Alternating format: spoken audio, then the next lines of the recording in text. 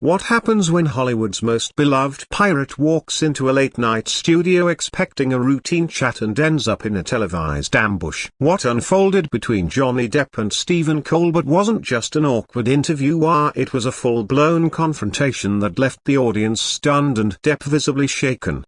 It began like any standard appearance. Depp was promoting a quiet, independent film, a return to serious acting after years of personal and legal turmoil. His team specifically chose Colbert's show, believing it to be a safer platform, smart, thoughtful, and not prone to sensationalism. But the mood shifted the moment Depp arrived. The studio energy felt off, the usual warmth replaced with tension. Even Colbert's opening monologue seemed edgier than usual. When Colbert introduced Depp, his words were laced with veiled barbs. Instead of a gracious welcome, it sounded like the start of a trial. Some might say he's been more famous for his personal life than his professional work, Colbert quipped. Depp walked out, smiled faintly, and took his seat. But the air was thick with unspoken hostility. Colbert leaned in, offering a compliment disguised as a jab. "It's brave of you to be doing interviews again," he said. Depp replied cautiously, not quite understanding where the conversation was going. But then the tone shifted quickly. Colbert began peppering him with passive-aggressive comments about his recent career choices,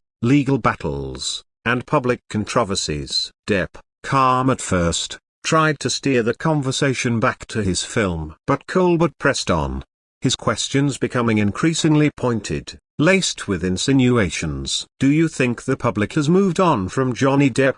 he asked. Depp responded with poise, defending his body of work and questioning Colbert's motives. The polite tension snapped when Depp accused Colbert of ambushing him under the guise of honest journalism. The exchange spiraled. Colbert, refusing to back down, accused Depp of being a man unable to accept the consequences of his actions. Depp accused Colbert of sadistic exploitation. The interview devolved into a verbal duel, each man trying to assert dominance. Depp's voice, usually soft and measured, grew sharp. Colbert's smile vanished, replaced by a tight-lipped stare. What followed was not a conversation, but a public reckoning. Depp called out Colbert's hypocrisy, pointing out how he'd been invited under false pretenses. He accused the host of using his platform to score cheap points. Colbert fired back, questioning Depp's integrity, dredging up court cases and headlines. The audience watched in stunned silence,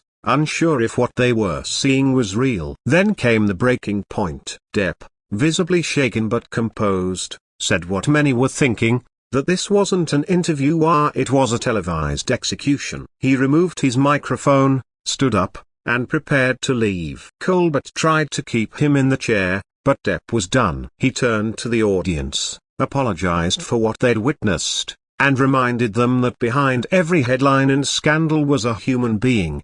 As Depp walked off stage, Colbert was left standing alone.